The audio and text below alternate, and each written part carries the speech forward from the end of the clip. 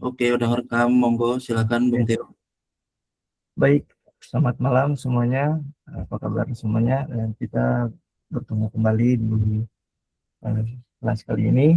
Dan di sini topiknya yang sudah sempat dibahas tadi ya mengenai kebohongan hukum logika ya memang tidak provokatif ya dari judulnya. Ya, semoga isinya tidak provokatif juga lah ya. Jadi ya ini membahas eh, tentang apakah memang logika itu memang eh, ketika dia bisa diterapkan di dalam realitas apakah memang dia pantas untuk disebut sebagai hukum sehingga eh, di situ bisa dimunculkan sebuah pertanyaan apakah hukum logika itu memang benar-benar mendeskripsikan penelaran kita secara nyata. Kan dalam praktiknya kan cara manusia berpikir itu sering tidak sepenuhnya mengikuti aturan logika formal kan. Jadi kayak apa ya banyak faktor seperti konteks, keterbatasan informasi, bahkan inkonsistensi yang membuat nampaknya keterpakaiannya logika ini dan apalagi dia dikatakan sebagai hukum itu sepertinya pada kenyataannya tidak seperti itu. Nah, eh, itu bisa juga dipakai analoginya dengan hukum fisika kan. Nah, kalau hukum fisika kan bukan realitas itu sendiri kan, tapi dia melainkan memodelkan yang mendekati realitas itu. Nah, maka bisa jadi hukum logika juga bekerja seperti itu. Kan bisa jadi pertanyaan juga. Nah, untuk detailitasnya dan keseluruhan materinya akan disampaikan oleh Bung Rahmanda Akwila Arkan atau Wakil dan waktu dan tempatnya dipersilakan. Oke, oke. Suaraku kedengeran kan? Dewi? Dengaran Bung, mana-mana. Oke. Em, Mungkin itu udah Bung Teo udah membuka ya dengan cukup cukup memberikan apa introduksinya mengenai presentasi hari ini.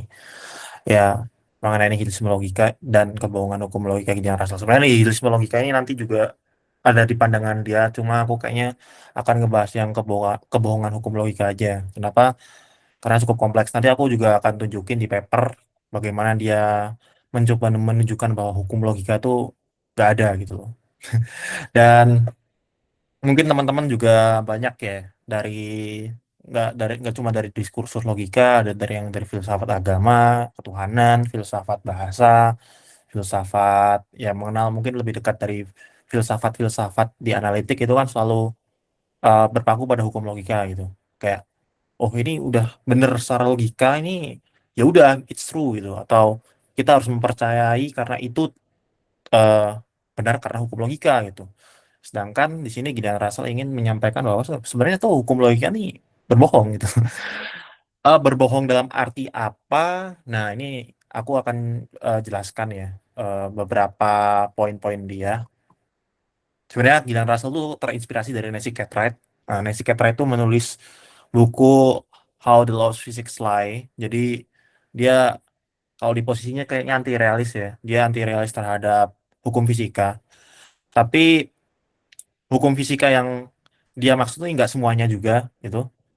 eh yang dia kritik yang enggak apa namanya enggak universal atau bisa dibilang enggak benar dan berbohong itu namanya teoretikal apa eh, hukum teoretikal law lah di fisika gitu. Nah, Gideon Russell ini terinspirasi gitu. Oh, ini kan di fisika gitu. Ada kebohongan hukum gitu loh. Kebohongan hukumnya di fisika. Gimana kalau di logika juga iya gitu loh. Dan ini menjadi salah satu proyek juga gitu loh. Proyek anti eksepsionalis. Artinya apa? Biasanya kan sekarang logika kemarin-kemarin atau diskursus yang mungkin pernah teman-teman dengar ya. Logika ini ibarat kayak alat suci ya. Kayak pedang Excalibur atau apapun itulah yang dianggap berbeda dengan sains gitu loh. Dan sifatnya juga berbeda dengan sains di mana kayak oh sains ini bisa terfalsifikasi, oh sains ini em, bisa eh, dalam arti ini bisa punya perdebatan-perdebatan yang di mana berbeda lah dengan logika gitu karena logika ini udah dianggap udah pasti gitu pertama udah pasti gitu ya sains pun dianggap udah pasti ya cuma karena di filsafat ini ya sains banyak banyak kriteria gitu cuma dia kalau di sini logika nih dianggap em, pastilah kayak oh logika nih hal yang tersendiri dibanding sains gitu loh Dan kerja-kerja filsuf atau logikawan dengan saintis itu beda gitu loh. Dan sifat-sifat logika ini berbeda banget dengan sains gitu. Sehingga hukum logika ini harusnya lebih universal daripada sains atau fisika. Nah, dan ini proyek ini nih ingin mencoba untuk mengatakan ya atau menyatakan atau itu salah gitu. Kayak membantah bahwa enggak sih, logika ini sebenarnya juga bisa mempunyai sifat-sifat yang seperti sains dan bahkan banyaknya seperti itu gitu loh. Di mana sains bisa terfalsifikasi, em, logika juga gitu ya. Atau kalau kita lihat pakai frame-nya Lakatos ya, gimana kayak ilmu itu bercabang gitu ya. eh a- Ilmu punya hardcore-nya masing-masing gitu kan. Logika juga mungkin seperti itu gitu loh. Dan anti eksepsionalis ini, filsuf-filsuf anti eksepsionalis ini banyaknya tuh aku lupa siapa aja ya.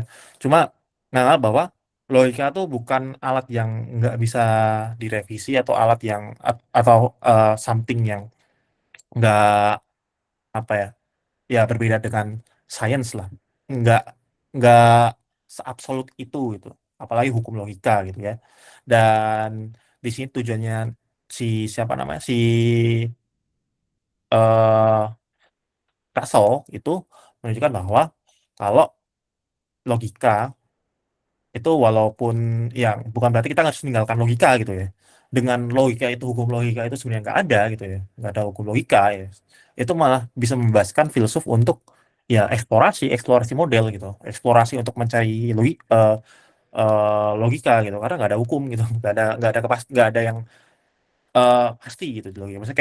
Maksudnya kayak oh ini misal ya logika klasik gitu, misal logika klasik itu absolut gitu. Oh, logika klasik nih hukumnya yang bener ini berarti harusnya intuisionistik Kak. Salah, harusnya para konsisten atau paradoks salah, clean tiga salah, ya semuanya salah karena harus mengikuti hukum eh, logika klasik gitu. Atau seperti ini kayak dalam percakapan nih ya teman-teman ya, dalam percakapan nih misal kayak em, aku pengen pergi ke Parakan, terus teman kamu jawab, oh kamu pengen pergi ke Parakan atau ke Malaysia?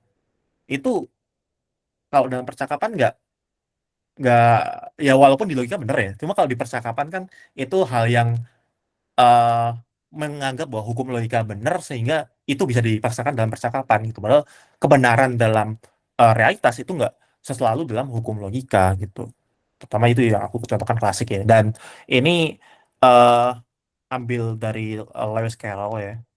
The Sylvie and Bruno concluded, it has never been spit out yet, said Meher. The farmer objected that they said it would cover the whole country and shut out the sunlight. We now use country itself as its own map.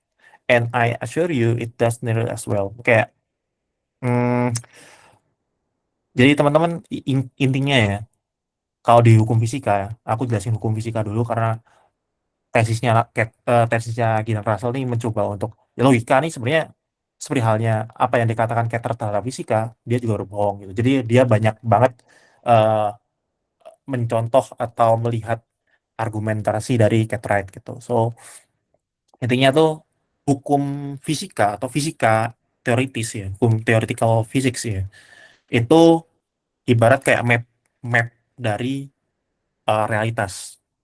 Dalam arti map itu juga ada idealisasi atau apa yang direduksi di situ. Next, mungkin bisa aku next nih langsung ke apa namanya kebohongan dalam fisika dulu ya, karena teman-teman tuh juga harus paham konteksnya apa yang dikatakan oleh Nancy Cartwright sebelum Gillian Russell gitu. So ya kayak ya bayangkan aja peta tuh dunia nyata gitu ya, banyak hal yang direduksi di peta itu gitu ya, dan fenomena-fenomena fisika itu sering direpresentasikan lewat model fisik atau non fisik ya. Model fisik misal kayak alat, literally alat ya, alat untuk melihat bencana atau alat untuk melihat cuaca, itu kan model juga gitu, model prediktif gitu ya, model prediktif di fisik itu. Nah, non fisiknya banyak ya, formula atau rumus-rumus atau hukum-hukum yang kita kenal itu ya that's model itself gitu. Dan em, di situ tuh model itu dianggap, diasumsikan adalah realitas itu sendiri atau mencerminkan realitas gitu ya. Dan Cartwright itu membedakan, ya bukan Cartwright doang, sebelum Cartwright filsuf dan scientist itu membedakan phenomenological dan theoretical law. Filsuf dan scientist ini punya definisi yang berbeda mengenai phenomenological dan theoretical law ya. Tapi di sini aku pakai definisinya Cartwright dan Gideon Russell. So intinya di Cartwright phenomenological law itu mendeskripsikan yang tampak gitu ya, mendeskripsikan yang tampak dalam suatu percobaan gitu, relasinya seperti apa.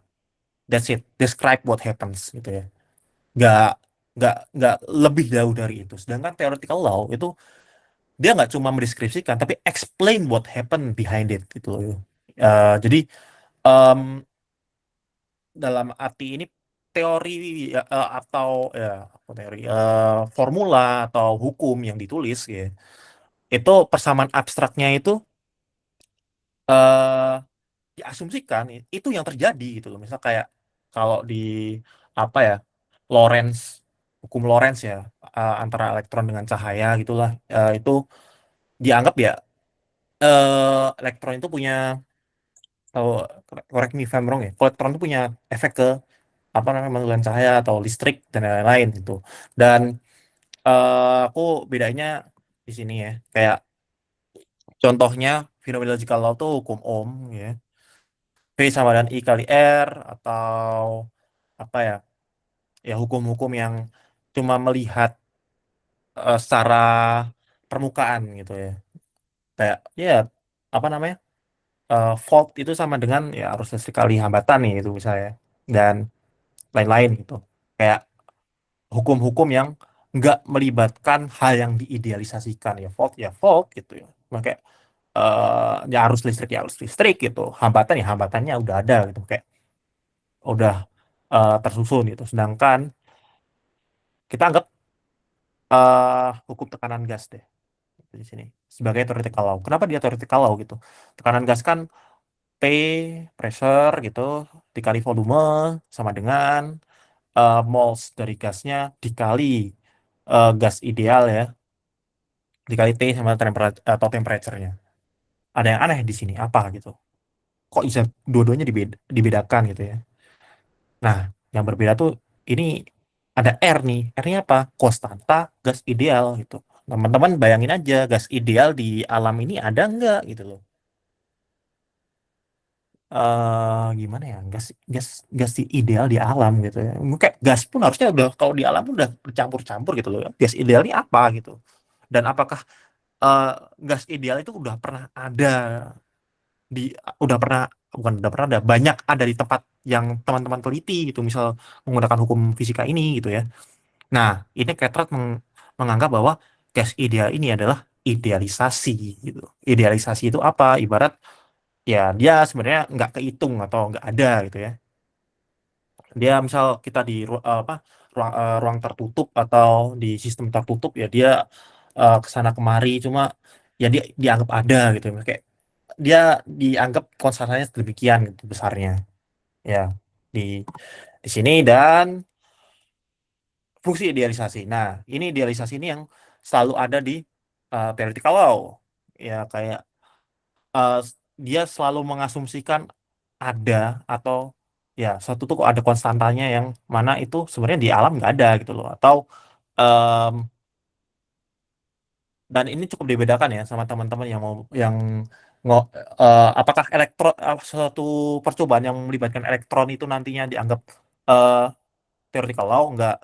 Kalau kata Cartwright, misal kayak fenomena penembakan elektron terus diukur kayak apa ya, eh ya aku lupa di mana ya, di percobaan apa, cuma fenomena penembakan elektron terus dilihat korelasinya gitu, itu masih masuk ke phenomenological law. Kenapa? Karena itu cuma melihat bagaimana elektronnya itu apa namanya berkorelasi gitu loh, atau ada hubungannya gitu dengan variabel-variabel yang lain, sedang nggak mengidealisasikan atau nggak apa namanya nggak uh, unobservable fenomena itu di dalam teoremanya gitu ya. Kalau di dalam teoremanya terus dia dianggap ada dan diberikan konstanta, itu termasuk idealisasi. Nah, intinya idealisasi itu apa?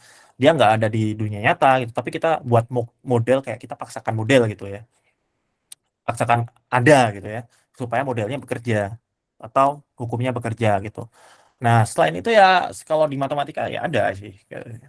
Kalau di matematika tuh ya misal kayak Pitagoras gitu, sisi miring adalah akar dari jumlah dua sisi lainnya yang dipangkat dua gitu. Pitagoras lah, at least ya, kalian tahu lah. Cuma apakah itu ada di dunia nyata gitu ya, atau adakah segitiga yang beneran kayak ya apa yang dikatakan Plato ya, segitiga ideal yang benar-benar lurus itu ya mungkin ya. Apakah ada gitu di dunia nyata? Nggak ada. So itu idealisasi ya.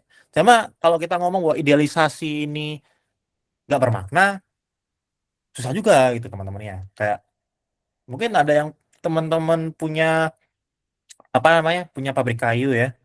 Ya bukan orang Solo, tapi bukan orang Solo pun teman-teman bisa punya pabrik kayu gitu ya.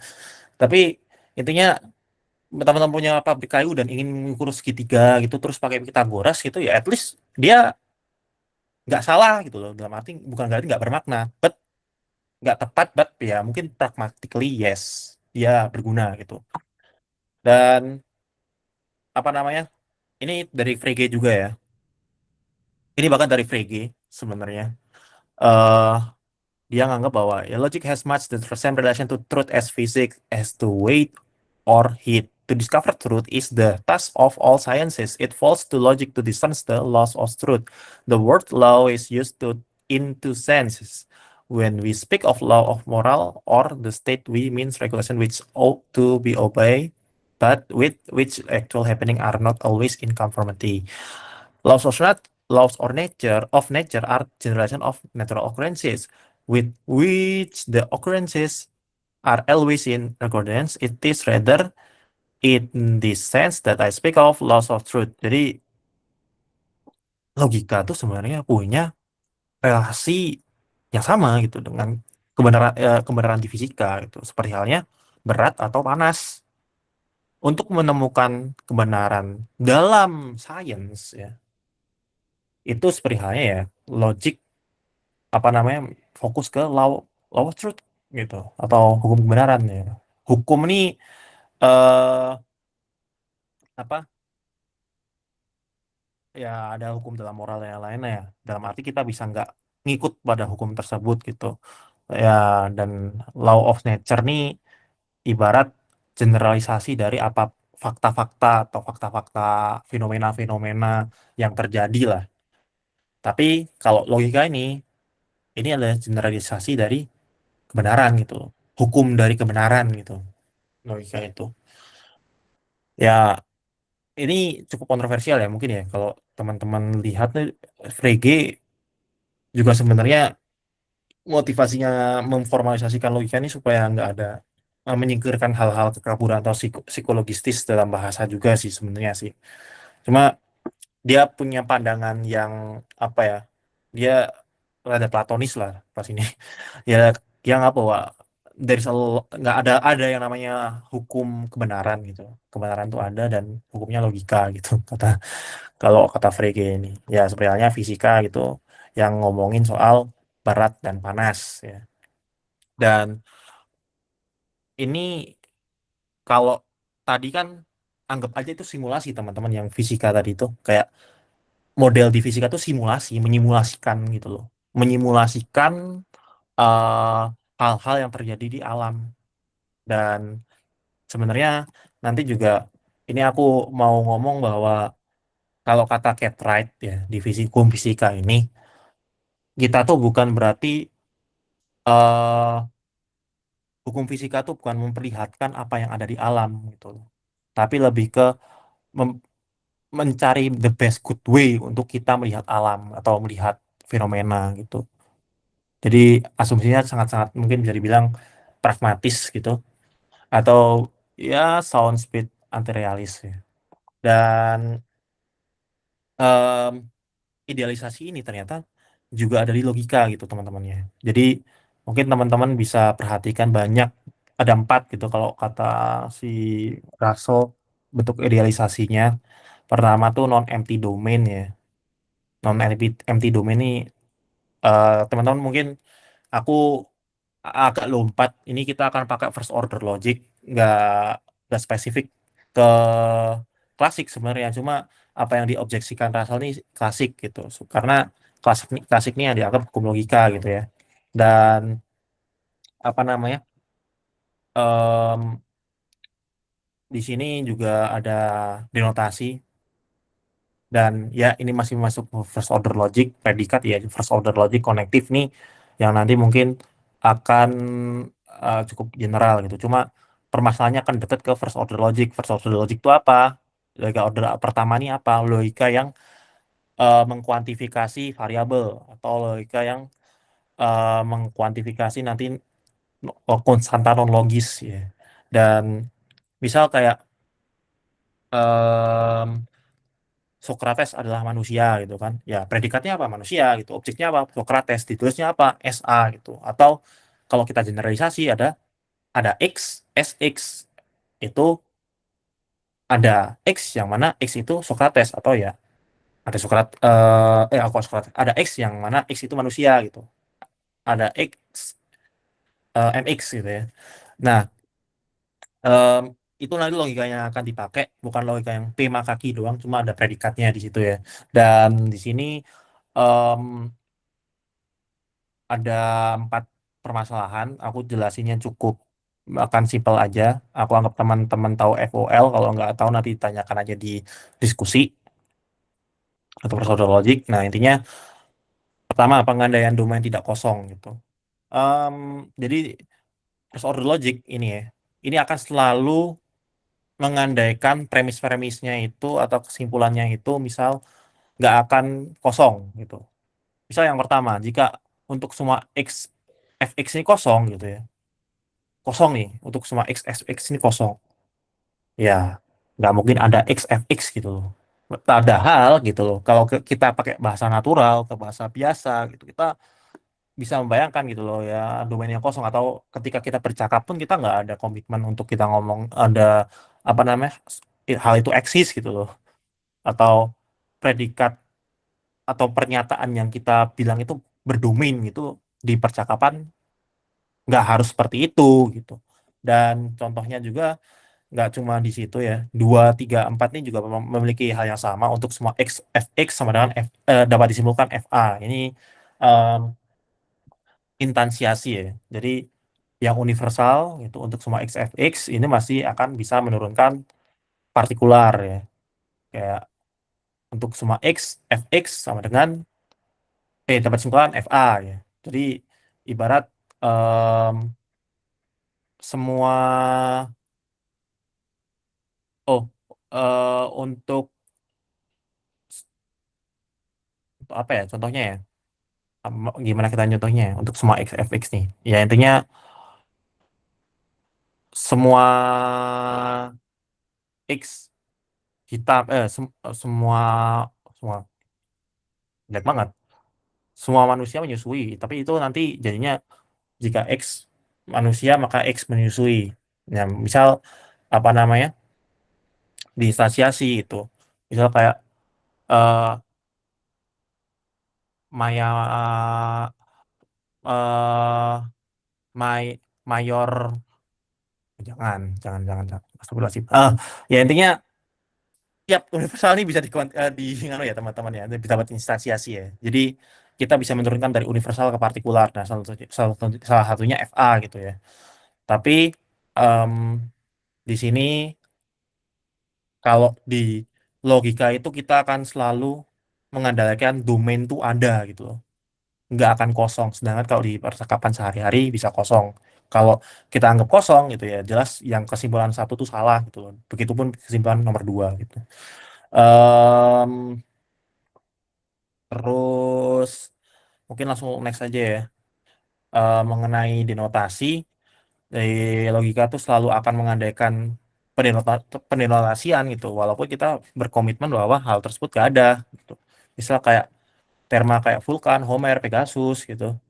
Itu akan selalu berdomain gitu jadinya. Atau dianggap dalam domain gitu ya. Domain D gitu. Walaupun mungkin nggak ada di predikat, cuma dia ada di domain gitu. Jadi em, sekali lagi ketika kita bawa ke sehari-hari, cara berpikir sehari-hari juga gitu, mungkin banyak yang tereduksi atau hal yang dia ada-adakan gitu, kayak tiba-tiba dia adakan nih, kayak di notasi ini diadakan, kayak tadi juga domain yang seharusnya kosong gitu mungkin di sehari-hari dianggap harus tidak kosong gitu ya. Jadi untuk mempermudah itu logika untuk mempermudah mencari kebenarannya, kayak sebagai fungsi kebenaran ya dia harus diadakan gitu ya konstanologisnya. Dan ya ini paling paling paling kelihatan sih em, FA atau bukan FA atau bukan FA ya. Jadi em, kayak A tuh ada atau enggak pastinya. Jadi ibarat dia akan ada di domain ada atau ada di domain enggak gitu loh. Jadi tetap ada di domain ada di domain F atau enggak di domain F, tapi tetap ada dia ada di domain gitu. Di so ya gitu. Mungkin next predikat tidak lengkap ini cukup kompleks, aku dengerinnya ya teman teman-teman jelasnya ya. Jadi predikat lengkap tuh ibarat logika tuh selalu mengandaikan adanya negasi ya. Jadi kayak kalau P ada negasi P gitu. Ya mungkin kalau di klasik negasi P adalah P ya. Em, Somehow intuitionistik juga sama walaupun mungkin semantiknya berbeda gitu ya. Tapi intinya eh P itu fungsi domain teman-teman gitu. Jadi kayak ketika apa namanya ada domain itu literally kayak semua objek domain semua objek itulah ya. Itu formulanya atau bisa kita anggap ya predikat ditambah domain kurang predikat ya domain gitu ya. Ya berarti ada domain yang di dalam predikat, ada domain yang di luar predikat gitu. Nah, domain yang di luar predikat ini bisa dianggap negasi gitu. Misal kayak em, apa ya? Heu, oke. Hewan berbulu gitu. Hewan berbulu gitu ya. Misal hewan berbulu yang dimasuk di dalam domain apa? Ya, hewan berbulu yang masuk di dalam domain itu kan em, misal domba gitu kan. Tapi misal cicak nggak masuk gitu kan. Jadi cicak ini di luar domain kan. Atau misal hmm, jika jika semua mamalia eh, eh, ji- oh semua mamalia gitu ya. Semua mamalia pasti menyusui gitu. Ya, kita kalau cek domain ya semua domain yang ada di mamalia ya domain yang menyusui gitu misalnya. Atau misal em, ini yang contoh yang salah misal em, jika semua kondisi itu hujan maka semua kondisi itu basah ya. Berarti kan kondisi hujan kok kondisi ya ini yang salah. Jika semua kondisi basah maka semua kondisi hujan gitu kan. Berarti domain yang dibasah itu harus ada di domain yang hujan gitu. Nah, kalau apa namanya domainnya nggak ada, domainnya ada yang nggak ada gitu ya. Misal jalannya disiram, berarti itu pernyataan itu invalid. Kenapa? Karena ada kontra example-nya yaitu jalan yang disiram yang nggak masuk di dalam domain gitu. Dan apa yang dikatakan Russell ya inti dari predikat nih akan selalu biner gitu kalau di eh, logika ya dianggap atau diidealisasikan dia biner kayak oh, eh, apa namanya ya tadi mamalia atau tidak mamalia gitu atau misal tadi berbulu atau tidak berbulu hujan atau tidak hujan ya banyak lah dan ini nggak kalau di bahasa biasa nih predikat tuh nggak mesti biner gitu kayak gradasi warna gitu ya misal kayak merah violet kuning hijau ini apa namanya negasinya yang mana gitu loh apakah merah ini negasinya violet gitu atau merah ini negasinya kuning atau tapi violet bukan kuning gitu ya berarti negasi-negasi violet ini kuning gitu ya oke eh, nggak di kalau di bahasa sehari-hari ini kita juga nggak berpikir P atau negasi P gitu loh atau ya mungkin di klasik ya ini ya ini nggak sepenuhnya benar gitu. Nggak bisa dianggap hukum gitu kayaknya ya Dan ada lagi nih misalnya kayak kategori O0 adalah oranye atau apa namanya tanda tanya seru nih ya adalah bagian dari alfabet gitu. Misal 0 bukan oranye ya. Itu pun nggak srek gitu ya. 0 bukan oranye gitu. Masuk 0 0 adalah oranye atau dalam himpunan oranye dan 0 dalam himpunan bukan oranye ini kayak salah kategori kan. Kayak apakah itu negasi apakah 0 ini negasi dari oranye?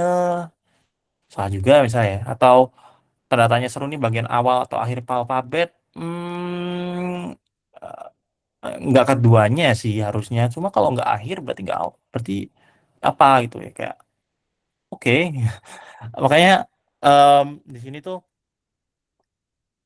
bahasa tuh sebenarnya cukup kaya ya. Mungkin secara secara anu ya, secara apa namanya? Secara tanpa reduksinya saya percaya. Cuma logika nih mereduksi P atau bukan P doang gitu mestinya. Dan ini ada lagi contoh dari Kripke. Contoh dari Kripke nih sebenarnya dia nunjukin bahwa apa namanya assertion dari misal apa yang dikatakan oleh Nixon kebanyakan nih salah ini nggak always meaningful gitu bisa aja tidak mengekspresikan apa-apa dalam suatu kondisi ya. Jadi dia juga mengakui di sini ada kayak em, misal kita anggap ada domain non empty D ya terus ada monadik dalam predikat monadik predikat yang diinterpretasi S sama S2 ya kalau S itu ekstensinya ya berarti ya S1 gitu kalau dia nggak ekstensinya ya dia S2 gitu anti extensionnya gitu cuma undefined undefined otherwise ya dan mungkin yang terakhir ya salah satunya idealisasi konektif jadi kayak tadi aku udah nyontoin ya soal OR tadi atau tadi kayak konektif dalam logika ini didasarkan pada nilai kebenaran nilai kebenaran gitu kayak tadi TF, TTF gitu ya dan apa OR apa namanya dan OR atau maka jika dan hanya jika itu didasarkan sama nilai fungsi kebenarannya itu cuma kalau dalam bahasa sehari-hari emang kita mikirin fungsi kebenarannya bu kalau kita bercakap-cakap gitu. Mungkin gitu ya cuma kayak tadi aku bilang misalnya aku pengen ke Parakan gitu atau aku pengen ke Jogja terus temanmu ngomong oh kamu pengen ke Jogja atau ke Malaysia sama itu benar gitu loh kayak salah enggak gitu atau oh kamu mau ke Jogja oh berarti kamu mau ke Jogja ya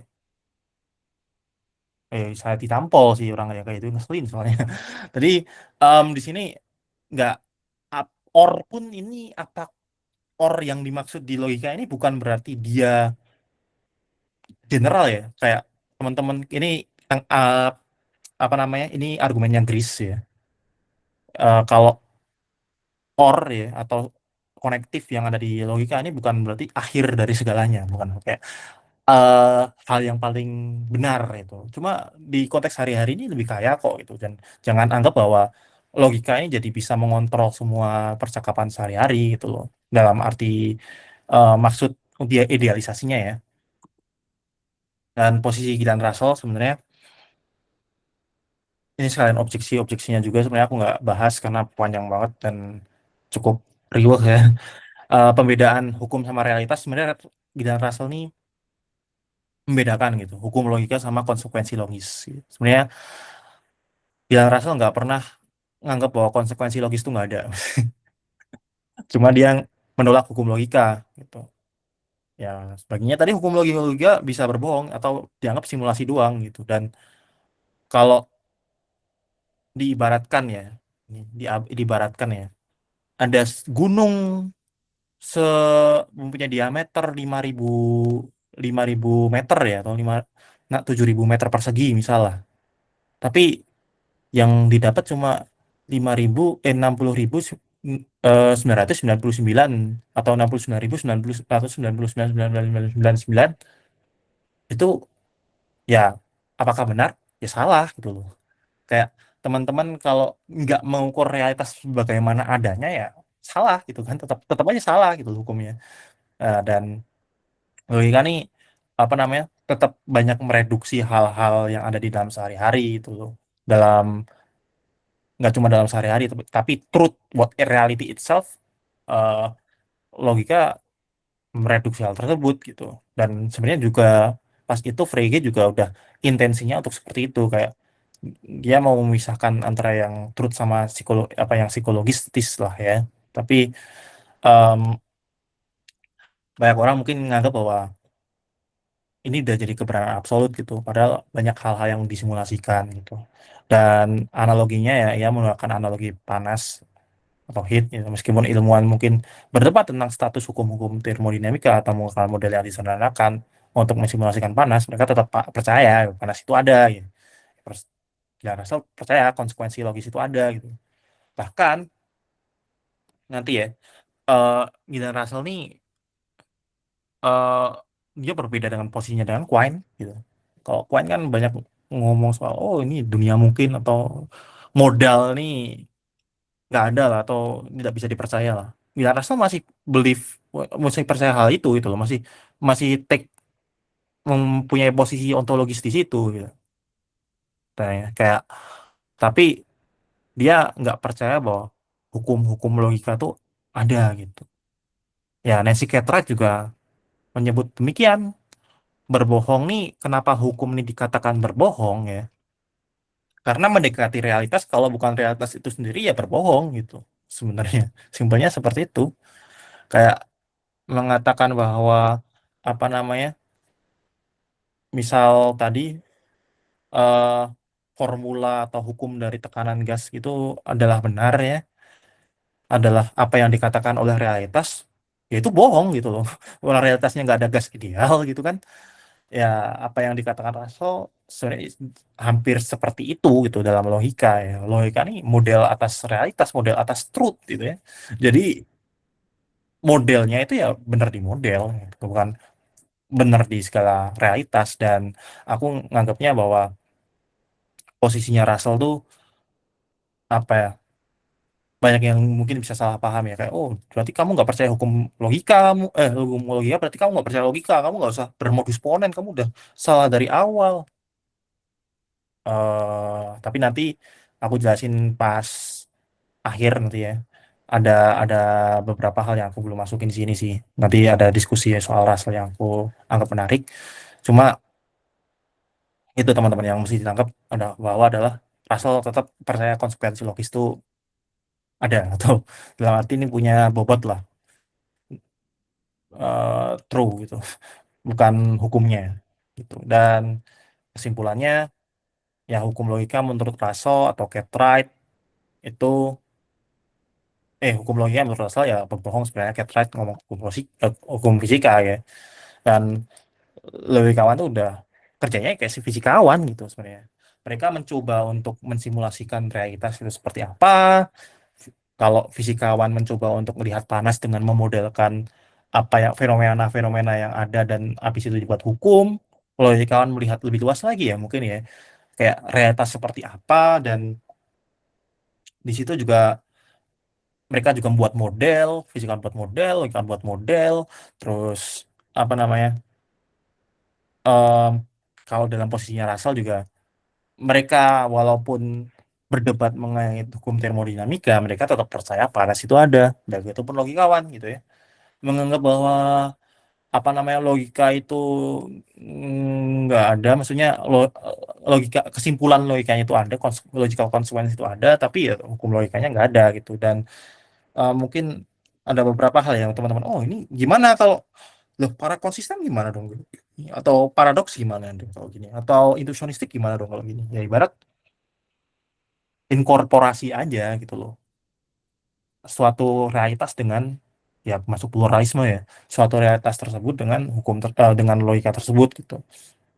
Dan kalau menganggap bahwa hukum paradoks logika paradoks adalah hukum, banyak hal-hal yang enggak bisa disimpulkan pakai logika paradoks. Salah satunya modus ponen Jika P maka Q, P ada dapat disimpulkan Q, itu nggak bisa valid di paradoks. Terus disjungsi silogisme ya, misal em, apa namanya,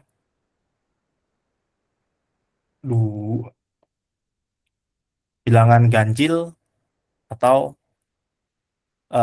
genap gitu ya, bukan ganjil, dapat disimpulkan genap, nggak bisa di logika para paradoks.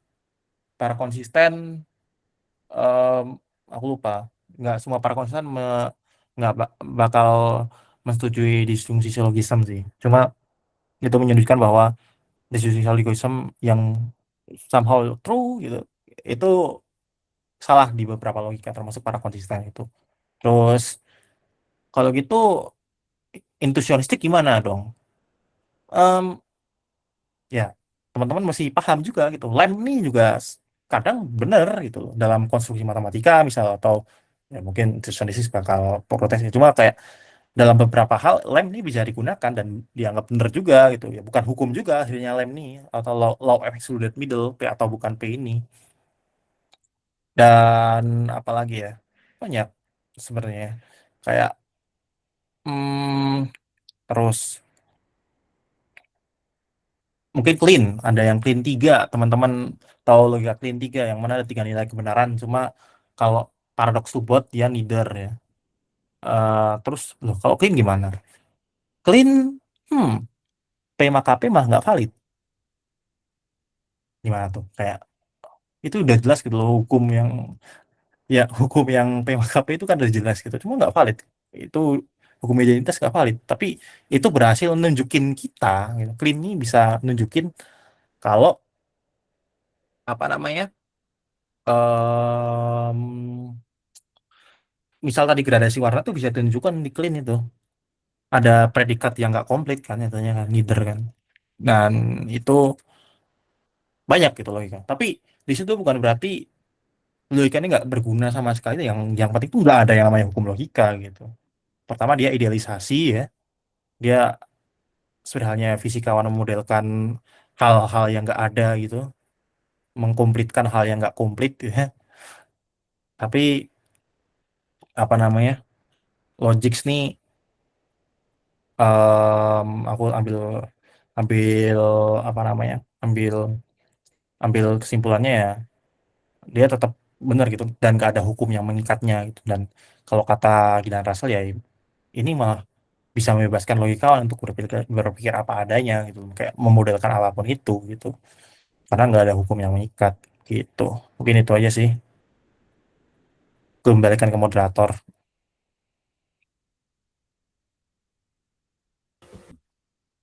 Baik, terima kasih.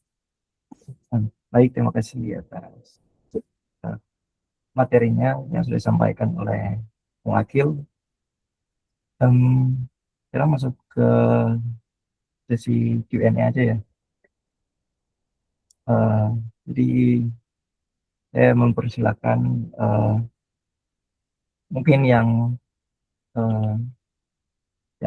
sudah menyimak tadi untuk misalnya ada yang belum dipahami dari materinya atau mungkin ada curiositas terhadap materi ini mengenai kebohongan hukum logika kan. Kalau misalnya ada bisa di raise hand aja.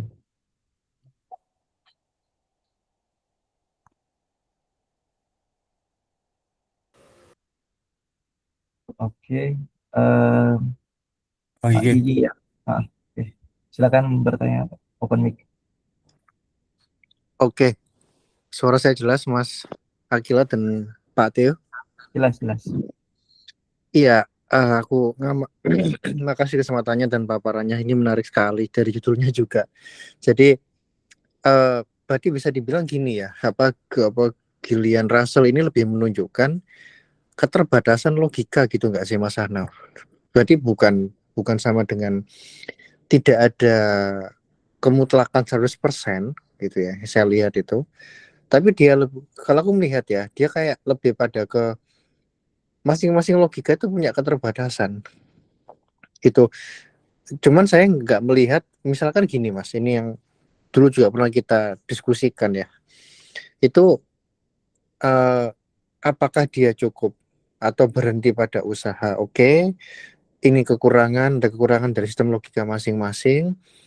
Apakah beliau juga katakanlah menyusun misalkan suatu usaha untuk dari kelemahan-kelemahan logika tadi itu bagaimana kita mencari atau entah mensintesiskan begitu ya, atau mungkin mendekonstruksi lalu merekonstruksi itu yang saya belum nampak Mas Akila itu gitu. Kalau memang usaha logika itu ada keterbatasan, saya setuju. Misalkan gini Mas, saya coba menerapkan dalam bidang saya filsafat ketuhanan ya. Misalkan yang lagi rame itu kan Ustadz Nuruddin ya, itu kan pernah bilang meja itu bisa ada bisa tidak, itu kan gitu. Maka keseluruhan ini bisa ada bisa tidak, alam juga bisa ada bisa tidak. Dan yang menarik di YouTube-nya beliau itu pernah bilang begini, kemungkinan alam bisa ada bisa tidak itu 50-50, seimbang. Nah ini kan pernyataan yang nampak kuat, tapi kalau dibedah lagi itu kan banyak lemahnya. Gini lemahnya, saya coba tunjukkan ya.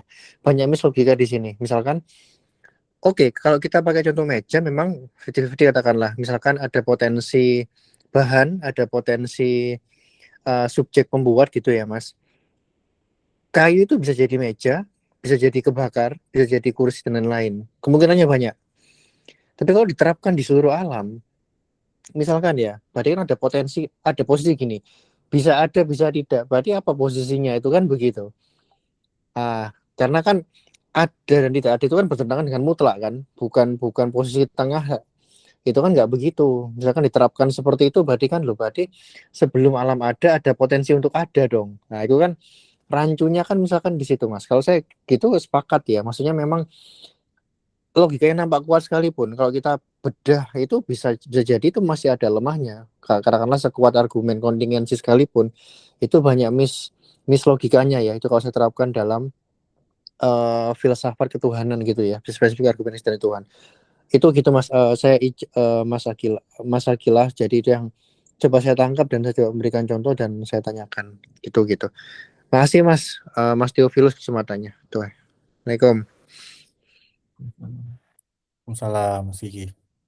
Em, Tadi argumen ketuhanan tuh sebenarnya aku yang paling paling paling em, banyak bingungnya jujur, kayak paling bingungnya juga karena sebenarnya nih hukum logika ini kan nggak ada ya, pluralis aja lah, atau nihilis saja karena hukumnya juga nggak ada gitu ya.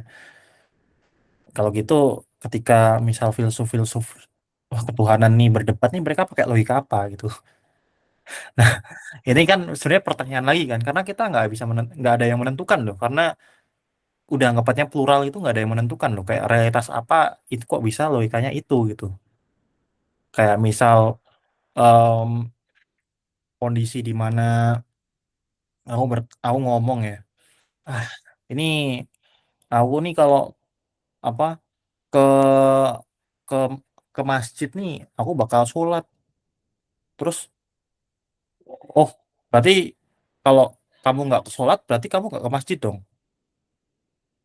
Em, Mungkin gitu ya. Terus dia ngomong lagi, oh berarti misal kamu nggak kamu sholat dan nggak kamu ke masjid dan kamu tertembak di jalan, maka kamu sholat ya.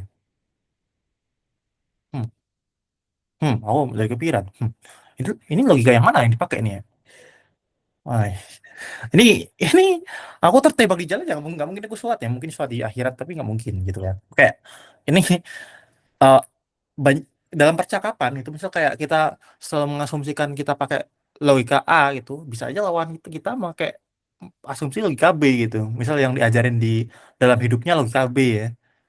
Misal lawan bicara kita ngomongin soal apa, punya pemikiran soal para konsisten gitu ya. Terus dia pakai kita ngobrolnya pakai klasik, misalnya nggak nyambung ya. Atau kondisional sama klasik misalnya nggak nyambung. Intuisionistik sama klasik misalnya nggak nyambung. Jadi em, gimana mereka bisa sepakat, oh kita ya pakai logika klasik gitu ya, gitu. Dan seperti tadi itu aku ngomongnya, pembuktian dalam logika nih mungkin sounds-nya ini nggak bisa nggak bisa ditentukan ya atau gimana ya. Aku masih juga nyari-nyari sih. Itu kan proyeknya, makanya ada proyeknya Bung Martin supaya kita bisa ngelihat untuk kesatuan logikanya itu seperti apa gitu. Itu bisa dilihat dari logika mana dan itu bisa di-trace gitu. Cuma tetap aja gitu. Dalam satu percakapan nih orang bisa nggak sepakat pakai dua logika gitu. Nah, dalam diskursus filsafat nih kenapa kita milih pakai logika klasik misal yang apa namanya? Yang ngasumsikan dua jalan tengah. Kenapa kita nggak pakai intuitionistik? Pun kalau kita pakai intuitionistik, kenapa kita nggak pakai para konsisten atau logika relevan? Logika yang mana harusnya kita pakai? Lah, bingung sendiri kan. Apalagi kalau di ketuhanan kan udah kebiasa pakai logika modal klasik atau logika modal apa namanya variabel konstan. Ada lagi logika modal yang non konstan variabel. Itu logika modal yang apa namanya lebih bebas lagi gitu, lebih luas lagi eh pembicaraan diskursusnya gitu. Dan itu yang aku juga mungkin juga Mas Gigi bisa ngobrol soal ini ya, kayak kenapa orang-orang dalam diskursus filsafat ketuhanan nih selalu mengasumsikan ada hukum logika sehingga pernyataan atau proposisi-proposisi penurunan terhadap ketuhanannya itu bisa dijustifikasi lewat hukum logika tersebut gitu. Dan aku sendiri juga pernah dengar dari Plantinga atau dari siapa ya intinya Tuhan nggak mungkin melanggar hukum logika atau dari Swinburne ya ngomongin soal free will itu ya. Oh, Tuhan nggak mungkin melawan hukum logika lah, hukum logika ya nggak ada.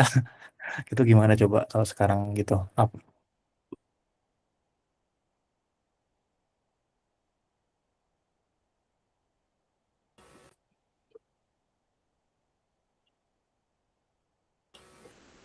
Eh, oke. Udah, udah selesai pun jawabnya. Oke, baik. Ya, saya masih memberikan kesempatan ya buat teman-teman yang lain kalau masih ada yang penasaran seputaran dengan materi ini bisa ditanya, bisa raise hand, atau bisa langsung open mic aja.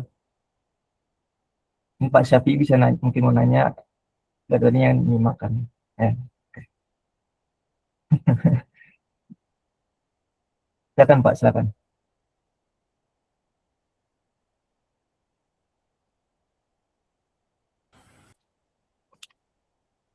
Assalamualaikum warahmatullahi wabarakatuh. Sebelumnya aku mengucapkan minal aidin wal faizin, maaf lahir dan batin Ayo, kaitin teman-teman. buat Mas Akil, terus Pak Ahnaf dan teman-teman sekalian. Dan aku kaget sekali ternyata ada Pak Gigi, Pak minal aidin wal faizin, Pak Gigi. Nah kebetulan aku sih baru tahu tentang Jiran Russell tuh baru tadi sore gitu. Dan aku juga agak surprise sekali gitu kok ternyata kenapa kenapa dia bisa bilang kenapa ada kata-kata pembohong gitu kan. Padahal kita tahu bahwa logika itu kan berarti logis dan tidak ada namanya kebohongan gitu. Jadi yang membuat aku penasaran itu adalah bagaimana sih si Gillian Russell ini mendefinisikan status kalimat pembohong. Contohnya kalimat ini salah dalam kerangka semantik logika klasik. Gitu aja pertanyaan aku sih yang pertama. Gitu. Makasih Bung Theo dan Mas Akil. Ya, selamat malam. Oke, oke, oke. Terima kasih Pak Syafi gitu. Sebenarnya ada di papernya Gillian Russell yang lain. Nanti mungkin aku share ya di grup ya. Jadi dia ngerbitin dua logical nihilism ya, dua paper logical nihilism ya. Mungkin aku cari bentar. Ini menarik soalnya pertanyaan Pak Syafi ini cukup ada hubungannya gitu dengan apa yang dibicarakan sama siapa namanya Gillian Russell di paper yang lain gitu. Mungkin yang ini bentar teman-teman ya. Em, jadi intinya tuh dia cukup lakatosian. Mungkin teman-teman yang nggak tahu lakatos apa namanya rada asing ya gitu dengan Giliran Russell dengan ini. Cuma aku kira aku bisa tunjukin share Windows ya. Oke, bentar. Nah, guys, aku tunjukin apa namanya papernya ya. Satu screen terus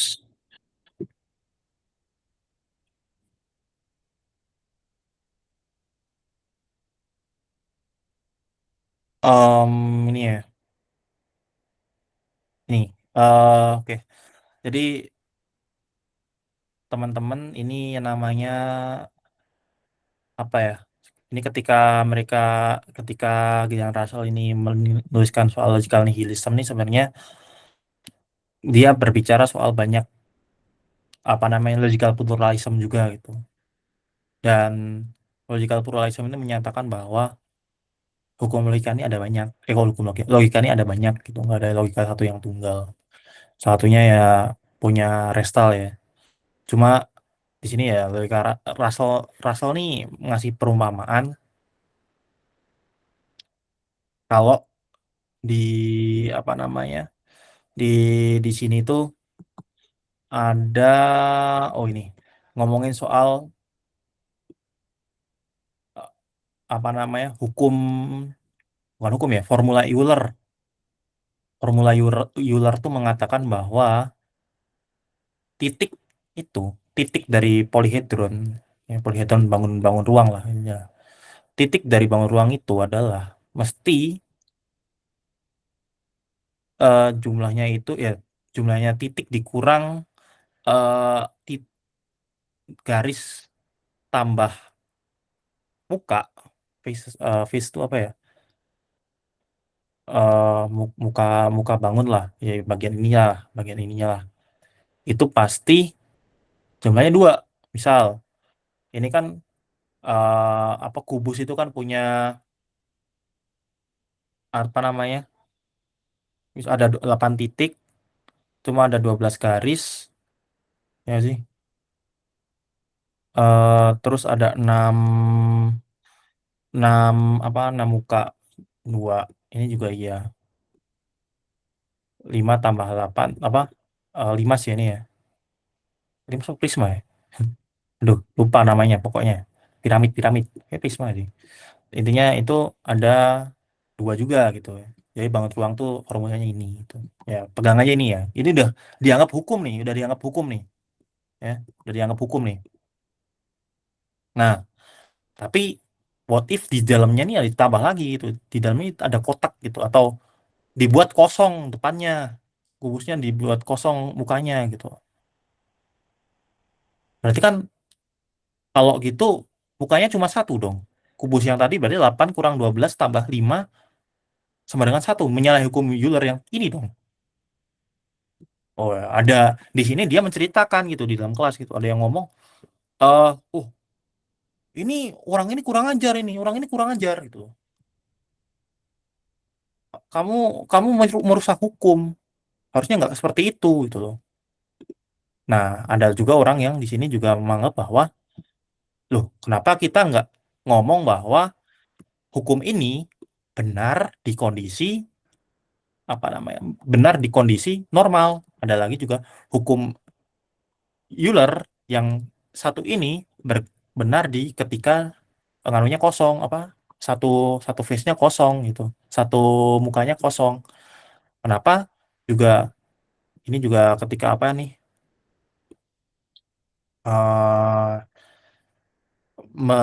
dia juga mengurangi apa remove triangle yang lain ya jumlahnya satu itu misal loh kalau gitu ada banyak dong ya udah gitu loh itu namanya lemma inkorporasi ya jadi intinya lemma inkorporasi itu dia memberikan detail proof atau detail oh ini kondisi lagi kayak ini oh ini kondisi lagi kayak ini gitu daripada kita menganggap bahwa hukum atau apa namanya konjekturnya itu selalu benar atau teoremanya itu selalu benar kita lebih baik kalau kata Gillian Russell di sini di posisinya ini ya kita mendetailkan ini di kondisi seperti apa gitu loh ya seperti itu jadi cukup mirip kayak posisinya siapa namanya, posisinya Restal sama Greg Restal sama siapa namanya, sama Bill ya.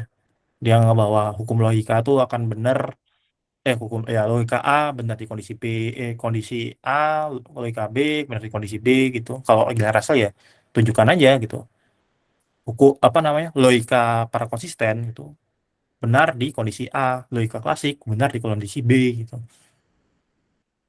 Gitu. Yang paling masalah sih ketika benar di dua-duanya nih, terus kita pakai logika yang mana gitu. Misal lagi percakapan tadian itu tricky banget ya. Gitu Pak Syafi mungkin. Pas pas layar paradoks ya tadi kan, kalau layar paradoks, ya layar paradoks itu ya, layar paradoks, logika para konsisten benar di layar paradoks gitu. Atau teorema ini benar hanya di logika yang membenarkan nilai apa, membenarkan kontradiksi gitu. Itu. Jadi wah, ada 5 inkorporasi, menggabung-gabungkan atau ya lebih tepatnya mendetailkan lah ya.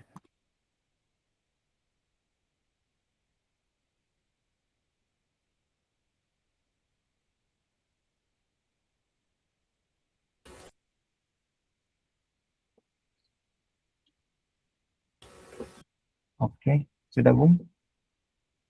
Oke.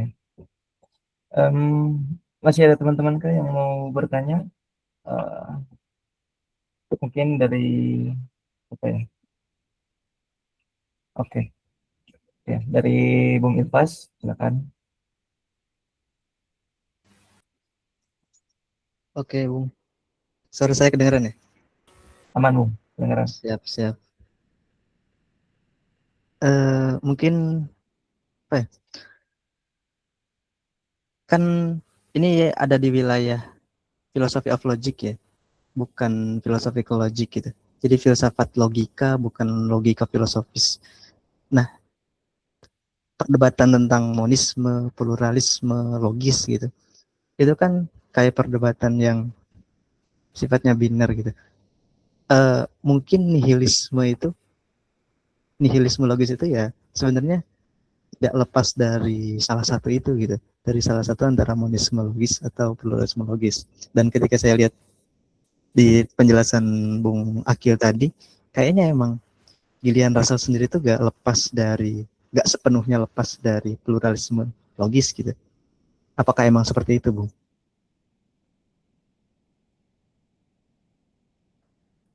Oke, langsung tak tanggapin mungkin ya.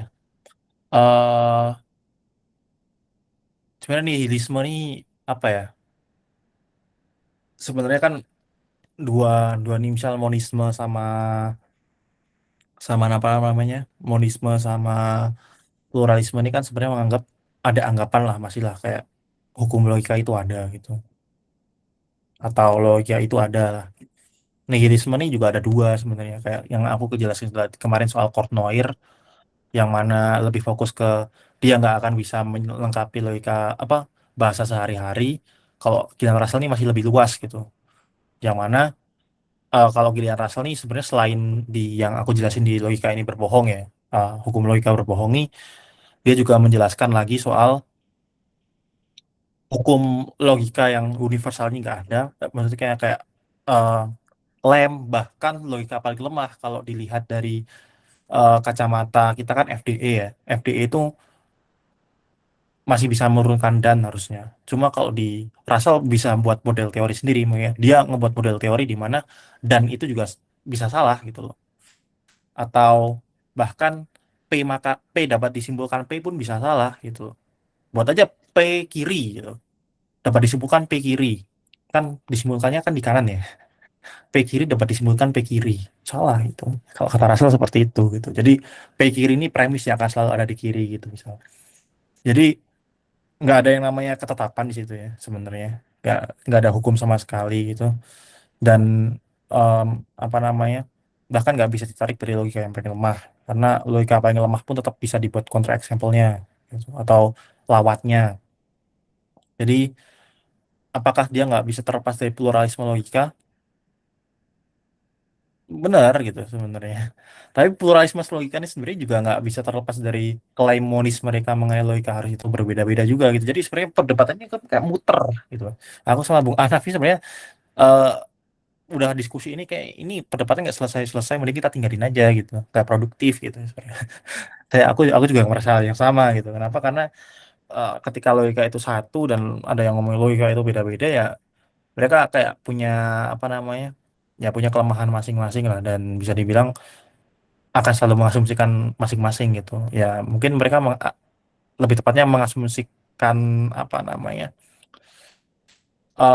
misal kayak para konsisten gitu ya, atau para konsisten kan banyak ya. Logika yang benar tuh para konsisten aja banyak gitu. Logika relevan tuh para konsisten. Dan kalau kita apa namanya, ya relevan tuh juga ada banyak ya, logika relevan R, logika relevan B, eh, RM, itu banyak. Jadi teman-teman nggak bisa yang namanya apa namanya, eh menyatakan bahwa satu logika itu benar walaupun itu para konsisten gitu sebenarnya. Tapi bisa aja gitu, wah, strukturnya yang penting para konsisten. Bisa aja gitu. Jadi kayak ini pengkategorian satu atau pengkategorian banyaknya juga kabur gitu sebenarnya. Aku juga cukup setuju juga kalau emang Biar Russell nggak bisa terlepas dari pluralisme logika gitu. Yang mungkin terlepas tuh Kornoir kemarin. Aku cukup lupa argumennya apa, cuma dia mengkritik Bell sama Restal lah. Tetap karena Bell sama Restal ini implikasinya juga nihilisme juga gitu pada akhirnya kalau kata dia. Kayak ya kalau itu ada banyak logika yang benar ya udah nggak ada yang namanya hukum logika, ya udah gitu. Mungkin gitu Bung Ilfas.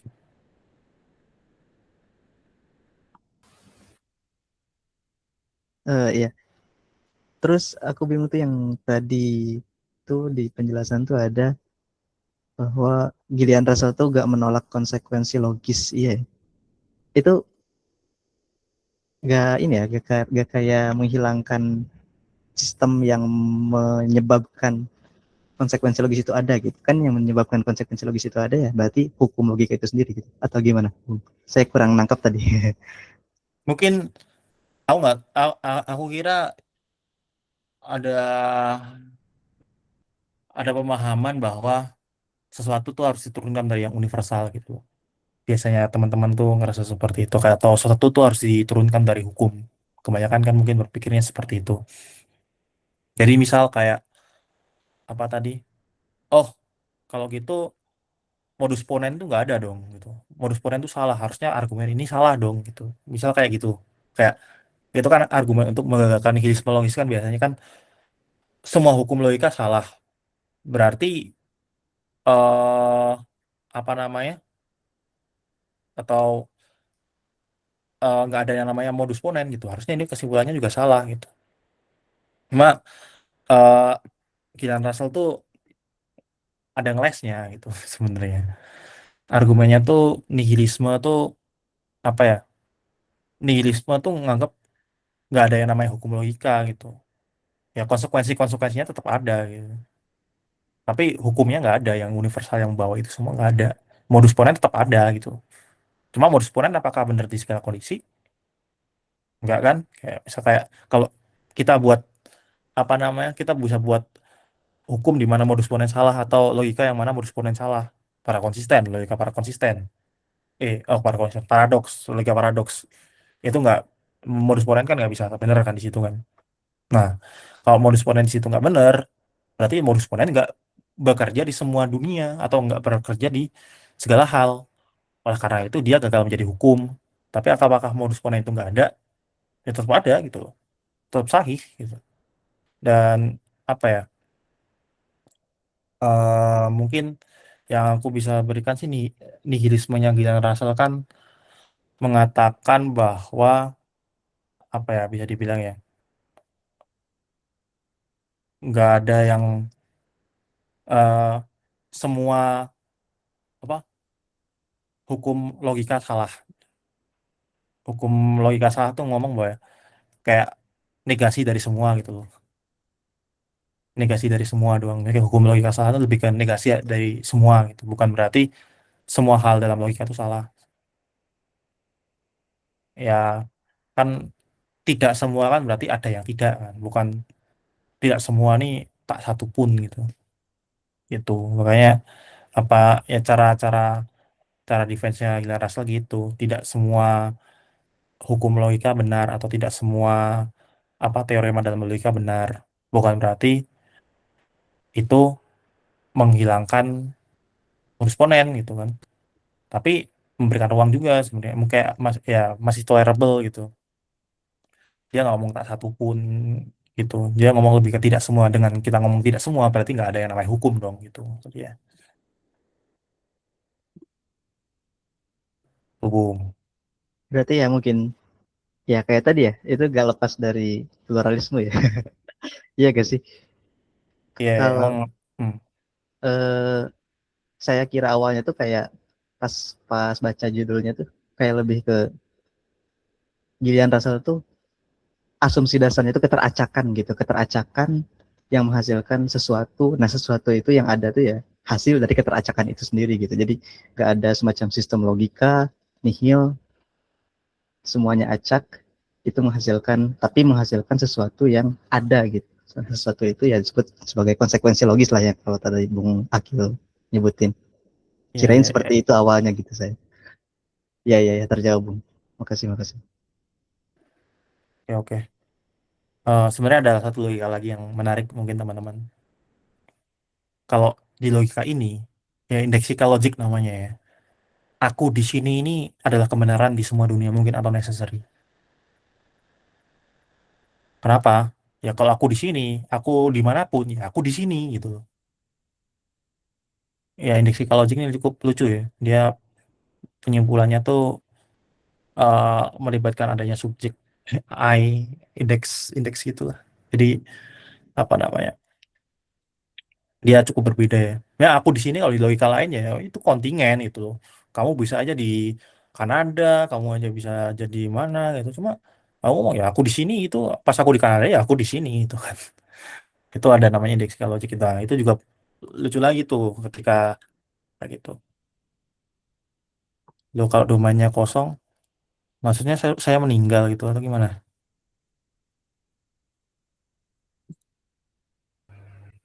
Ya, jadi pokok kayak US, jadi yang dirujuk gak ono. Jadi yang ngomong kok ngono iku tiadaan ono semisal. Caranya ketiadaan ngomong bi. Ya misalkan ini Wilhelm Boltzmann misalkan, Boltzmann brain yang suatu hal yang tiba-tiba ada ngono kuwi by probability kan probabilitas universe in exist kan lebih lebih kecil daripada sebuah otak yang moro-moro eksis saja di dalam sebuah dunia yang kosong, yang void, ya kan? Kan universe kan terlalu kompleks toh. Nah, berarti semisal dia ini cuman uh, eksis untuk mengatakan itu doang, dan setelah itu domainnya kosong.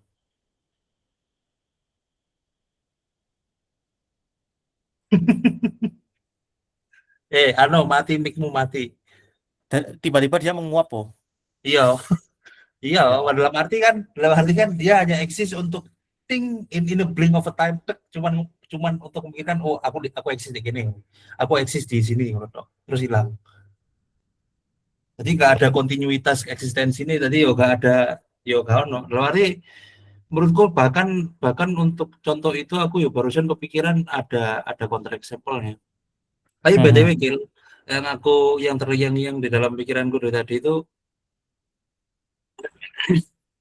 di mana kita apa istilahnya akurasi atau keakuratan sebuah hukum tanda kutip itu sebenarnya diukur dari apa sih? Kalau misalkan apakah si Russell sempat membahas ini apa enggak? Atau mungkin Cartwright sempat membahas ini apa enggak? Soalnya gini loh, aku jadi pernah ingat baca tapi entah di mana. Semisal jam, bayangkan sebuah jam yang mati itu seenggaknya dia itu akurat 2 kali dalam sehari. Misalkan dia mati di jam 9, berarti kan jam itu akurat ketika menunjuk jam 9 pagi sama jam 9 malam kan.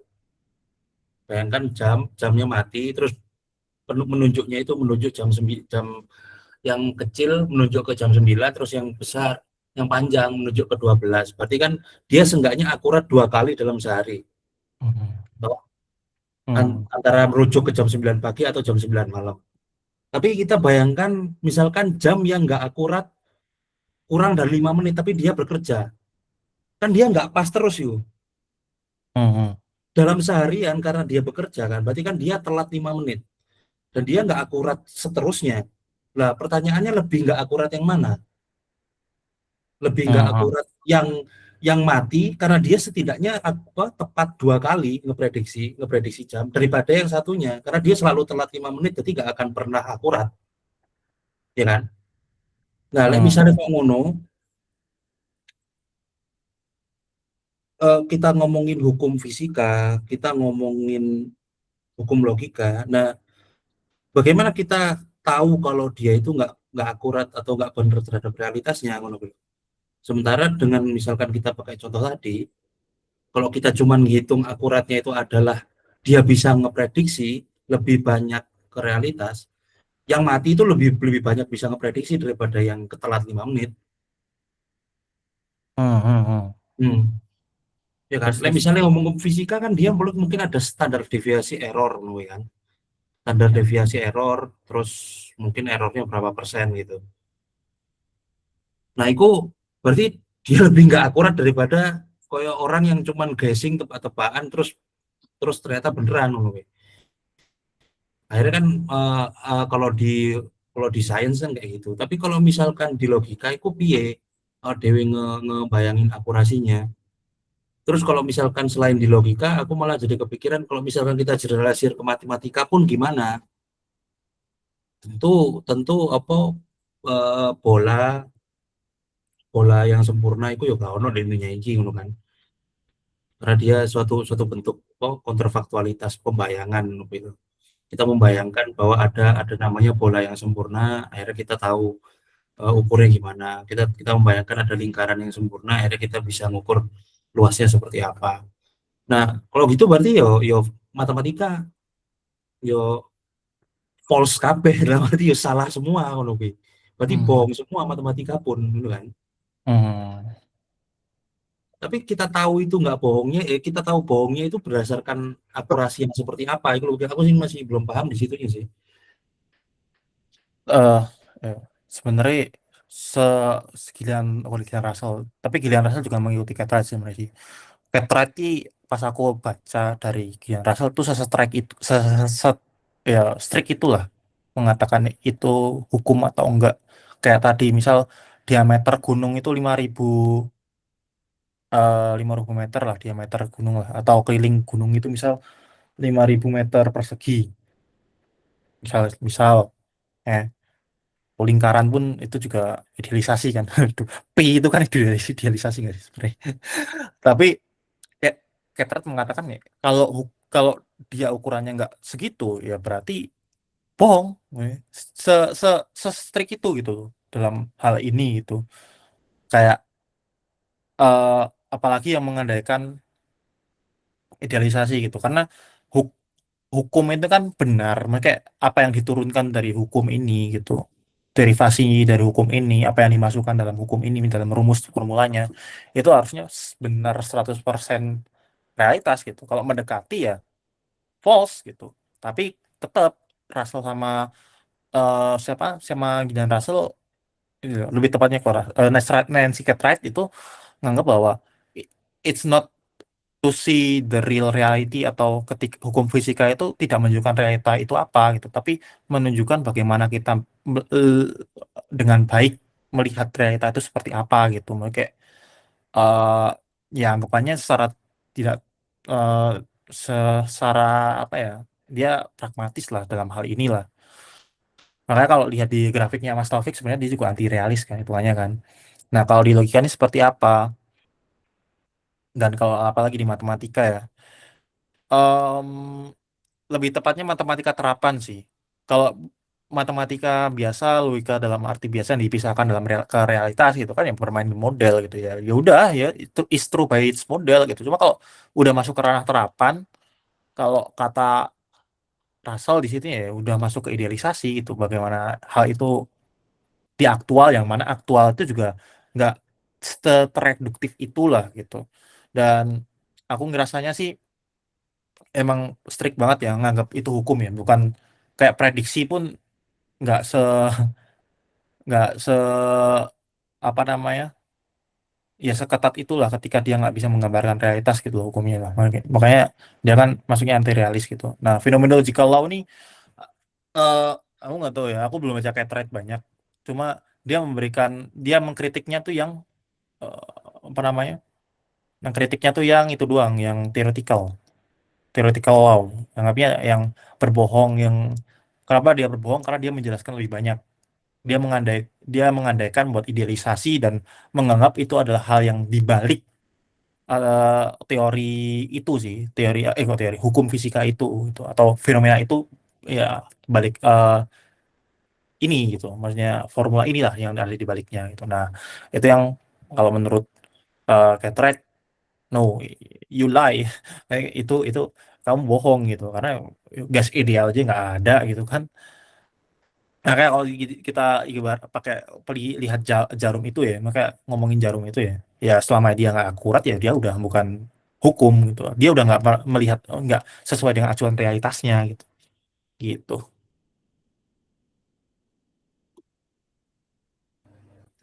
Kalau matematika juga berarti probabilitas ya apa Gil? Probabilitas. Tapi Nah, misalkan probabilitas, hukum ah, probabilitas ngono kuwi, misalkan hukum probabilitas, misalkan kamu tadi bilang ya matematika juga ngono kan, karena ya sama hampir mirip sih logika matematika kan true in model toh. Nah, berarti setiap setiap setiap sistem kan mengandaikan sebuah model tertentu ya kebenaran dalam model. Tapi misalnya dalam matematika terus kayak hukum probabilitas ngono kuwi atau hukum statistik terus lain juga enggak? Bohong juga enggak? statistik, aku aku sih itu bukan ketret ya. Cuma aku mikirnya sih, aku pernah baca juga di metafisika sih ada beberapa apa ya, pertimbangan kalau misal variabel yang dipilih itu cherry picking atau enggak, kok kita tak bisa tahu kok ketika kita kenapa kita memilih ini sebagai variabelnya gitu. Dan apakah ini udah lengkap variabelnya untuk menyatakan ini kausalitasnya, dan uh, itu bisa dianggap bohong. Tapi kan kalau di konteksnya Cartwright itu kan apakah itu hukum gitu loh, eh, yang digunakan gitu. Dan apa namanya, tetap itu kan udah masuk ke terapan kan, ya bisa masuk gitu, bisa masuk ke diskursusnya gitu, di mana dia berbohong. Dan kalau apa namanya, probabilitas ini kan apa ya, banyak yang diidealisasikan juga nggak sih, misal kayak kemarin Pascal Weger ini kan apa namanya, kebahagiaan Tuhan nih diidealisasikan infinite ya, kebahagiaan surga nih infinite itu misal, atau eh, ada kebahagiaan yang lebih baik daripada kebahagiaan lain. Jadi misal expectation apa namanya, di decision theory expectation rate nih juga nilai-nilainya kan ditentukan di model itu nggak sih, kayak kita membuat perbandingan, meng apa, memodelkan perbandingannya dengan mengidealisasikan kayak kebutuhan atau utility itu misal. Jadi selama dia diterapkan di realitas sih ya akan nasibnya sama kayak segitiga tadi kalau aku lihatnya, karena dia juga udah ngasih contoh kan soalnya segitiga ini kan. Hmm. Ya ya Tapi oke oke pragmatis, oke. tapi pragmatis sih dia sih. Ambilnya pragmatis sih. Oke oke oke oke. Ya ya nangkep nangkep nangkep. Berarti berarti ketika kita menganggap hukum itu suatu suatu hal yang ajak, itu salahnya di situ kan. Suatu hal yang ajak Eh, yang menjelaskan realitas penalaran, itu juga aturan tentang realitas hukum untuk. Ya ya oke oke oke. Tapi kan bahkan dalam model ini kan juga aku jadi kepikiran Hayek loh gitu. Lah kan kita ngomong model kan kita kebayangin gitu loh. Kita ngebayangin kontrafaktual gitu loh. Kita ngomongin segitiga, kita kan nggak apa ya, kita kan ngebayangin segitiga yang ideal, yang ya udah tergantung segitiganya kayak gimana kan. Yang realitas juga nggak sesempurna itu segitiga, apalagi lingkaran gitu misal. berarti yuk salah semua ngono gitu. Kayak misalnya kita aku malah kepikiran kalau misalkan ditemuin dengan Hayek, wah jadi makin chaos. Maksudnya si si si Russell itu pengen ya udah kita pragmatis saja, ya hukum itu sendiri itu nggak ada. Tapi ketika hukum itu dianggap sebagai sebuah model, ketika kita pakai paradigmanya Hayek, ya salah gitu loh. Karena ini pembayangan. Terus kita mau pakai apa ngono kuwi lho. Maksudnya secara pragmatis pun itu tetap false. Hmm, hmm, hmm, hmm. Tapi aku apa ya nganggapnya ya, false in pragmatic nih sama false in truth atau truth teori biasa nih, eh hmm, apakah kriterianya sama gitu loh. Kalau pragmatik kan ada daya praktisnya kan. Maksudnya kayak nggak cuma bener di model, kayak ya udahlah nggak bisa bener di model atau ya bodo amat bener di model, tapi at least ada daya praktisnya, ada daya instrumennya, ada sebagai instrumen lah. Tapi gimana tuh kalau gitu?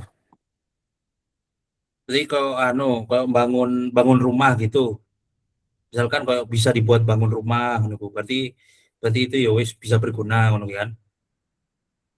Eh, Misalkan ngitung seberapa kuat pondasi rumah terus lain-lain sebagainya kan matematik dan fisika kan bisa digunakan buat ngitung-ngitung itu.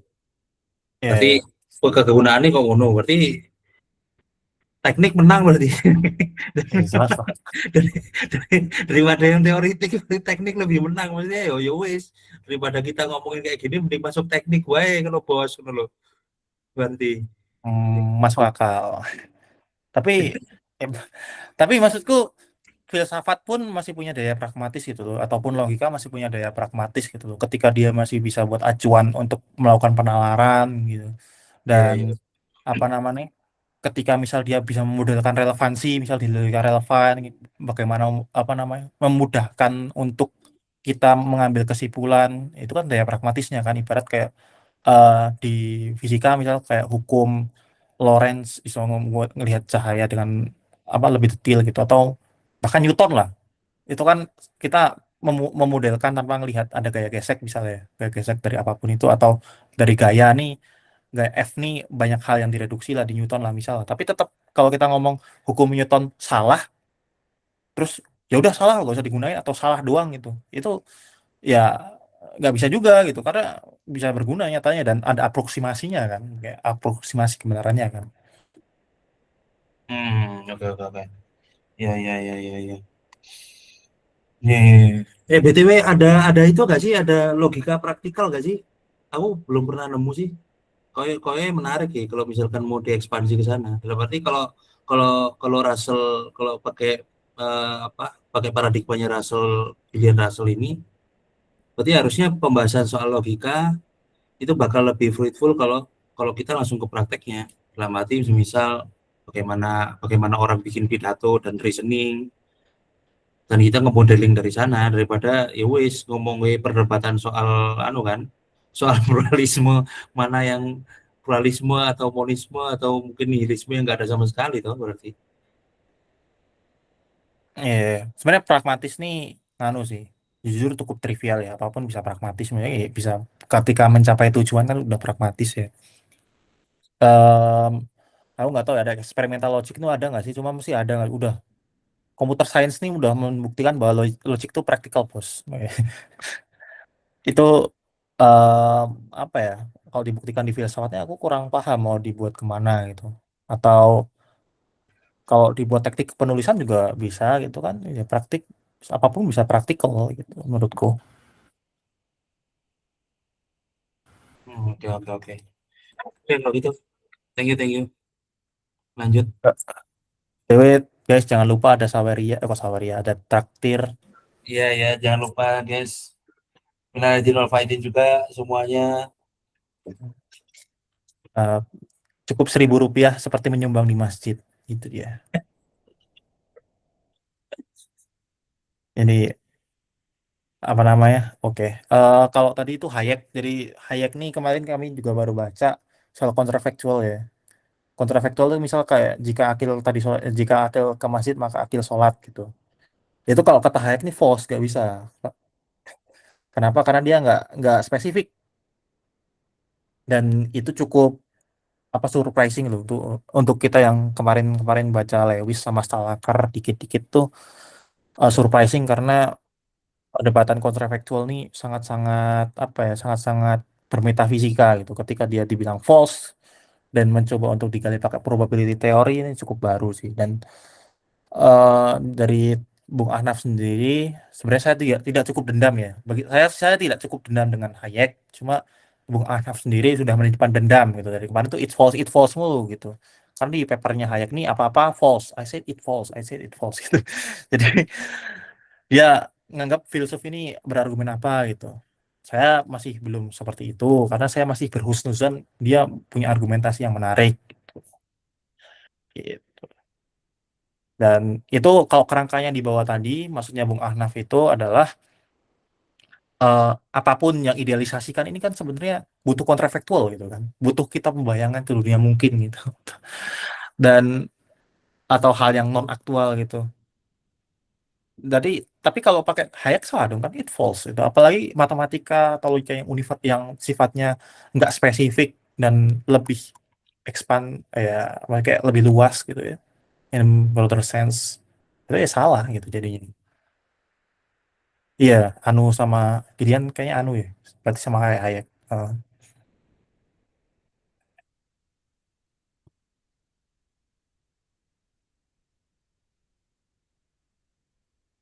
Gitu guys.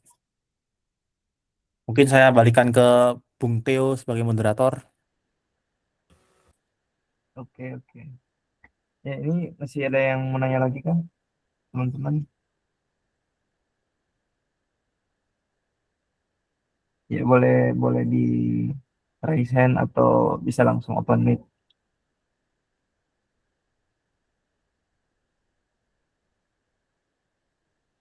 Kalau nggak ada, mungkin aku juga pengen nanya. Paling sih lebih ke refleksi filosofi saja sih. Jadi tadi kan eh dibilang kan apa kalau misalnya logika adalah alat untuk mencari kebenaran kan. Tapi alatnya sendiri itu ya so called-nya ya yang secara provokatif berbohong gitu kan. Nah, kalau begitu kan apakah kita masih bisa itu benar-benar mencapai kebenaran jika apa metode metode atau metodologi yang kita gunakan which is ya hukum logika ya itu ternyata ya pada kenyataannya tidak tidak dapat mengakomodasi secara real kan karena ya itu dibilangnya berbohong gitu kan itu sih paling. Oke. Aku ibaratnya sih apa ya? Lebih tepatnya sih kalau dari Frege ya, Bung. Kalau Frege itu lebih lebih dia ngomongin laws of truth. Jadi kalau Frege ini nggak pragmatis sih kalau Frege sih. Walaupun dia modeling ya, makanya kayak dia paham kalau modeling ini penting untuk menyingkirkan bahasa-bahasa yang rancu atau membuat melihat lebih jelas lah, lebih clear gitu. Dengan dia menyusun logika proporsional itu kan logika modern Frege itu. Aku ngelihatnya ya kalau konteks Frege dia percaya bahwa hukum logika ini hukum atas kebenaran gitu. Dan kalau udah masuk ke Russell ini kan hukum udah bukan hukum lagi gitu. Ya emang benar dia dia udah bukan hukum ya, bukan bukan hal yang harus dijadikan acuan total gitu.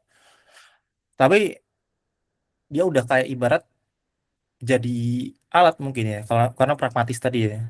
Lebih alat untuk melihat mendekati kebenaran jadinya. Bukan bukan berarti dia benar total ya, seperti yang aku bilang tadi. Ya, ibarat Bung Theo mau mau maku rumah ya butuh palu kan. Maksudnya kayak butuh palu pun kenapa Bung Theo nggak pakai sendok? Kenapa Bung Theo nggak pakai apa namanya sandal gitu untuk maku ya nggak efektif ya. Cuma dengan apa namanya dengan palu itu Bung Theo bisa memaku dengan lebih efektif, lebih efisien, walaupun ada kemungkinan palu itu rusak atau nggak sempurna gitu. Tapi at least ada garansi dia dia didesain untuk hal itu. Begitupun logika ya. Em, logika ini konteksnya luas ya untuk melihat validitas validitas kebenaran ya. Dan aku juga belum ceritakan juga di paper nih, Russell nih benar-benar bukan nggak ngomong bahwa logika nih objek penelitian logika ini adalah bahasa, nggak ngomong gitu Russell.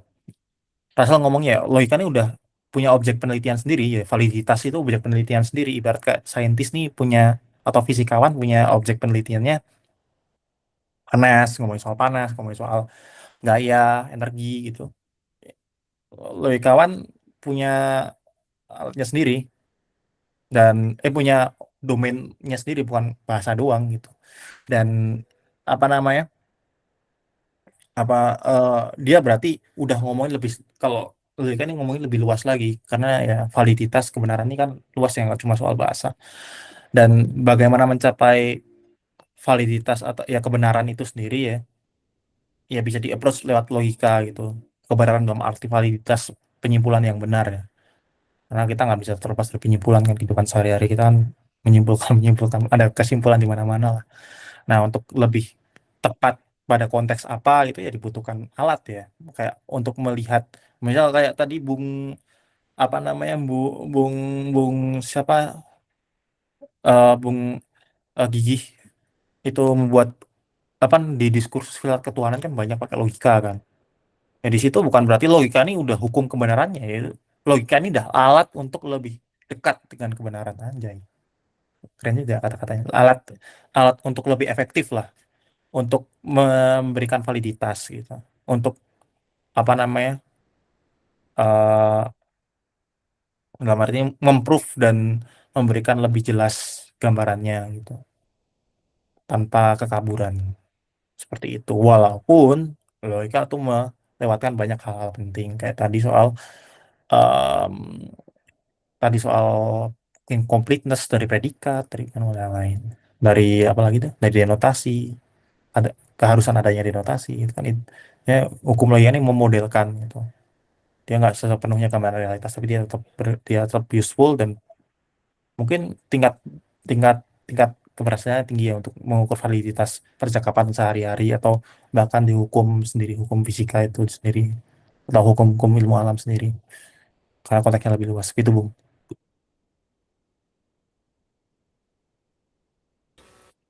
Oke, baik. Oke, terima kasih Bu untuk jawabannya. Oke, buat teman-teman lain masih ada yang mau nanya? Oke, Bu Pak Syafi lagi, silakan Pak. Ya, mungkin ini pertanyaan terakhir aku ya.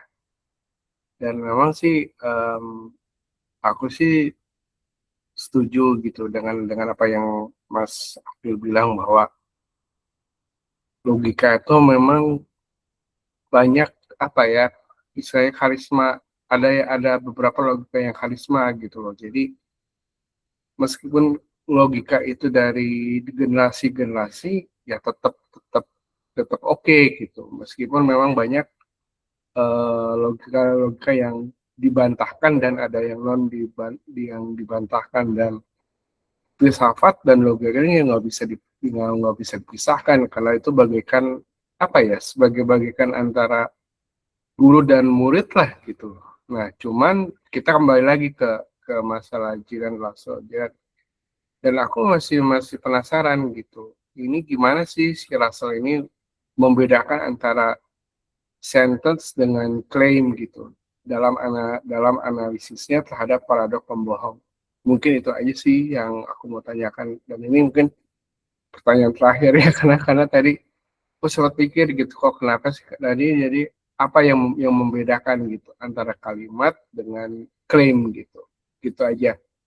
Makasih Bung Theo, dan makasih atas jawabannya Mas Akhil. Oke. Sebenarnya simpelnya kalau klaim itu kan suatu declare sentence ya, pernyataan gitu ya. Kayak mesti bentuknya pernyataan sih. Kayak HP ini milikku, atau eh ini airnya punya aku, atau misal air kalau di gini diarahkan ke bawah tumpah, itu klaim. Simpelnya seperti itu. Dan bedanya ini sebelum ke sentence ya. Bedanya klaim sama argumentasi itu adalah argumentasi itu ada premis-premisnya, ada alasan-alasannya. Makanya orang mengklaim ini kan memberikan pernyataan doang tapi nggak memberikan alasan kan. Biasanya, walaupun mungkin ada klaim yang beralasan ya ketika cuma rata-rata ya klaim ini ibarat ya I state something gitu. Artinya I state something. Kalau argumentasi kan I state something with a reason gitu. Dengan alasan. Kalau bedanya sentence sama klaim ini emang jauh besar sih. Klaim ini kan bisa dinilai benar atau salah jadinya kan. Kalau pakai logika lah. Ini logika klasik atau ya definisi benar salah logika klasik lah. Kayak klaim ini bisa dinilai benar atau salah. Kalau air ini dibawahin tumpah, tumpah paling benar. Atau paling botol ini kalau aku lepas jatuh, itu kan proposisi atau klaim jadinya kan. Kayak klaim itu proposisi juga gitu bisa nilai benar atau salah. Tapi sentence ini kan enggak. Kayak misal ambil barang itu kan bukan proposisi kan, anggapannya kan kayak kalimat imperatif. Kalimat imperatif ini kan kalimat juga gitu, cuma bukan proposisi. Proposisi kan kalimat yang bisa dinilai benar atau salah, atau bisa dievaluasi lah. Atau misal ya aku jadi makan makan biru merah, ya itu bisa masuk sentence gitu loh, kayak walaupun tapi nggak bermakna. eh Gitu sih. Jadi perbedaannya tuh ya sentence nih bisa walaupun kumpulan kata-kata ya, dia masih bisa nggak bermakna sih. Jadi sedangkan kalau proposisi ini bisa bermakna dan bisa dievaluasi. Mungkin imperatif bisa masuk proposisi, cuma aku nganggapnya sih apa, translasinya ke modal logik tetap jadi eh, deskriptif harusnya ya. Harusnya ya. Aku kurang tahu. Cuma kan dia jadi apa imperatif itu jadi modal kan dari operator modal, misal ought ambil ambil ambil makanan itu berarti ought ambil makan, atau jadi diniscayakan ambil makan gitu bisa sih, cuma nggak ya beda domain lah. Tapi intinya sentence-nya seperti itu, dia nggak harus jadi nilai benar atau salah itu Bu. Ya gitu Pak Syafi. Oke, baik. Ini karena melihat waktu, jadi mungkin saya masih kasih kesempatan terakhir lah ya, untuk satu orang bertanya. Mungkin kalau ada, boleh langsung aja raise hand lagi.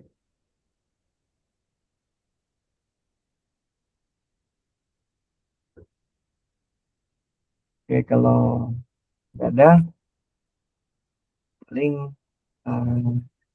aku summary aja ya. Summary aja mengenai materi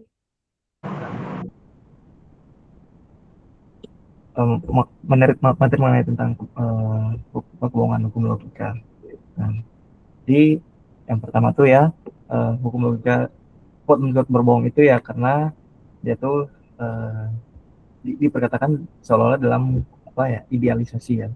Jadi dia kayak dibilang sama aku tadi, Bung Akil, bahwa yang ditolak itu hukum logikanya, bukan konsekuensi logisnya. Karena kenapa yang ditolak hukum logikanya? Karena dia seolah-olah ya itu ya, hukum kan dia postulatkan. Jadi dia seolah-olah ya pengen struktur dalam realitas itu sesuai dengan si hukum logika tersebut, yang pada kenyataannya tidak, dan malah itu melahirkan banyak sistem logika yang kita ketahui saat ini ya. Nah, yang kedua ya, logika itu lebih apa ya, yang didapat dari materi adalah model atau abstraksi ya. Jadi dia bukan mendeskripsikan penuh terhadap realitas. Dan juga tadi dijelaskan mengenai persoalan logik ya, di mana persoalan logik mengandung asumsi yang tidak realistis. Jadi kayak dia itu domain non kosong, semua term berdotasi, baru ada predikat biner, terus juga yang dibahas tadi kognitif itu fungsional juga kan. Baru eh, dijelaskan juga kan tadi ada gap antara logika formal dan penerapan bahasa natural gitu.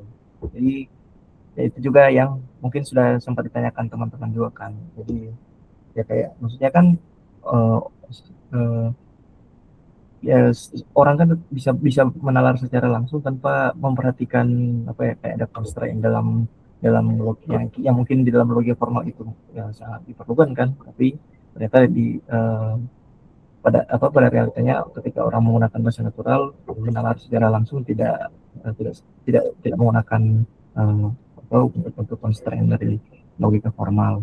Nah baru eh, inferensi logika bisa gagal dari realitas begitu. Eh, apa ya mungkin penjelasannya dari yang sebelumnya tadi.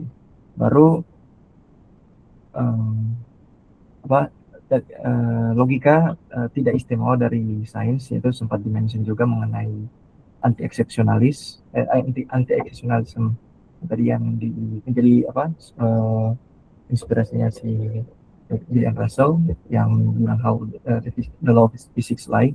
Jadi ya logika itu dilihat ya sama seperti hukum fisika juga yang bisa bisa valuable gitu ya, tidak bisa benar di semua realitas, dan itu ya relevan dengan semua pertanyaan teman-teman juga tadi. Dan yang terakhir yaitu pernyataan bahwa tidak ada satu logika yang universal dan sepenuhnya akurat dalam menggambarkan realitas. Mungkin itu aja sih summary dari uh, materi kita hari ini mengenai kebohongan hukum logika. Dan mungkin sampai di sini aja kelas kita di malam hari ini, dan sisanya akan saya serahkan kepada Bu Ahmad. Oke, thank you kawan-kawan semua. Ini udah selesai ya. Udah kalau gitu, thank you semua. Sampai jumpa di kelas atau di diskusi selanjutnya. Sekali lagi kami mengucapkan minal aidin wal faizin. Ini kan kelas pertama kita setelah Lebaran kan. Janjinya akil lagi. Kelas janjinya akil soalnya. Sebenarnya aku cukup malas membahas nihilisme logika ini karena aku ngeliat topiknya berhenti di situ. Jadi kayak aku ngulang lagi nih malas sebenarnya Pak. Jadi ya udahlah, yang penting aku selesaiin lah. Daripada utang nih nggak dibayar nih, ditagih di akhirat gitu, tiba-tiba di akhirat ditanyain sama orang-orang, mana nihilisme logika? Ada orang ditagih diskusi filsafat kan susah juga ya. Mending ya udahlah aku bayar lah. Beli. Dan teman-teman jangan lupa kami bisa didukung kami lewat traktir cukup Rp1.000 seperti nyumbang masjid, Jusil Lucy Mahalini, Rizky Febian, JKT48, Gracie Octaviani. Oke. Oh iya, BTW ini apa? Memang kalau yang mingguan memang masih di hold, soalnya lagi migrating ke website baru. Nanti ini lagi proses finishing buat websitenya Intuitionistic. Ini nanti bakal migrating tulisan-tulisan dari traktir ke sana. Meskipun nanti juga untuk yang aksesnya tetap lewat traktir gitu guys. Makanya kenapa belum terbitin, tapi nanti akan diterbitin kok, santai aja. Dan untuk teman-teman yang udah tetap masih kirim Intuitionistic juga yang kemarin juga akan ada mekanismenya juga. Thank you teman-teman ya. Oke, berarti Thank you teman-teman. aku berhentiin ya. Thank you. Thank you, teman-teman.